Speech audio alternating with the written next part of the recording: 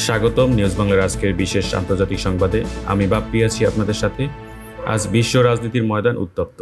একদিকে ইরান জানিয়ে দিল বন্ধ হয়ে গেছে বিশ্বের সবচেয়ে গুরুত্বপূর্ণ তেল রুট হরমুজ প্রণালী। অন্যদিকে প্রশান্ত মহাসাগরে একের পর এক ব্যালিস্টিক মিসাইল ছুড়ে কাঁপিয়ে দিচ্ছে উত্তর কোরিয়া। ডোনাল্ড ট্রাম্পের এক টুইটে বিশ্ববাজারে তেলের দামের ধস। কি ঘটছে আসলে? যুদ্ধের দোরগোড়ায় কি দাঁড়িয়ে আছে বিশ্ব? বিস্তারিত জানতে ভিডিওটি না টেনে শেষ পর্যন্ত দেখুন। উত্তর কোরিয়ার ব্যালিস্টিক মিসাইল পরীক্ষা। শুরুতেই চোখ রাখছি উত্তর কোরিয়ার উপদ্বীপের দিকে। একাধিক ব্যালিস্টিক মিসাইল ছুটছে। দক্ষিণ কোরিয়ার সামরিক বাহিনী জানিয়েছে সিনপো এলাকা থেকে এই হামলা চালানো হয়েছে। এবছর এটি কিম জং উনের সপ্তম মিসাইল পরীক্ষা। জাপান সরকার সামাজিক যোগাযোগ মাধ্যমে জানিয়েছে মিসাইলগুলো তাদের জলসীমার বাইরে পড়েছে। তবে দক্ষিণ কোরিয়া এবং যুক্তরাষ্ট্র এই ঘটনার পর তাদের নজরদারি সর্বোচ্চ পর্যায়ে বাড়িয়েছে। যে কোনো সময় বড় কোনো সংঘাতের আশঙ্কা করছে সিউল।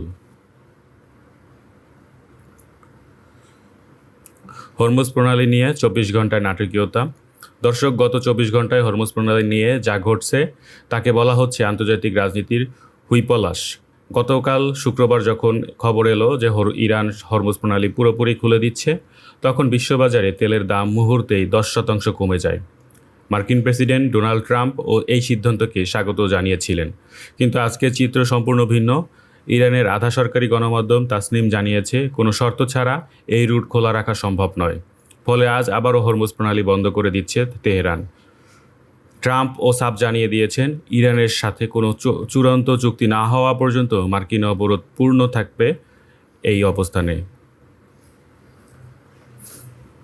ট্রাম্পের নতুন নির্বাহী আদেশ সাইকোডেলিক ড্রাগ। রাজনীতির বাইরে এবার আমেরিকার একটি চমকপ্রদ খবর।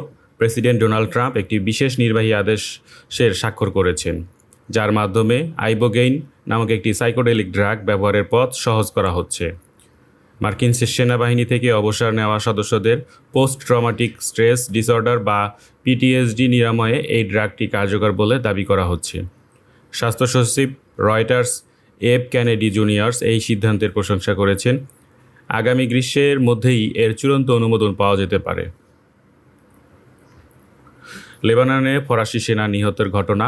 সবশেষে লেবানন থেকে আসা একটি দুঃখজনক খবর।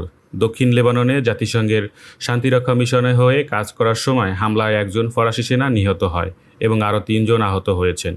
ফরাসি কর্মকর্তারা জানিয়েছেন এই হামলার পেছনে ইরান সমর্থিত হিজবুল্লাহর হাত থাকার সম্ভাবনা সবচেয়ে বেশি। ফরাসি প্রেসিডেন্ট ইমানুয়েল ম্যাক্রো এই আক্রমণকে অগ্রহণযোগ্য বলে তীব্র নিন্দা জানিয়েছেন এবং লেবানন সরকারের কাছে এর বিচারের দাবি করেছেন।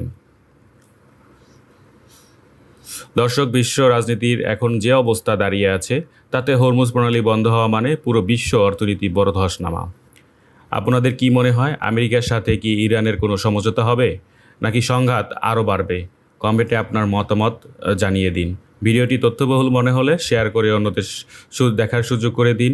দেশ বিদেশের সব ব্রেকিং নিউজ এবং হট আপডেট সবার আগে পেতে নিউজ বাংলার পেজটি ফলো করে আমাদের সাথেই থাকুন। আজ এ পর্যন্তই, দেখা হবে পরের ভিডিওতে। ধন্যবাদ।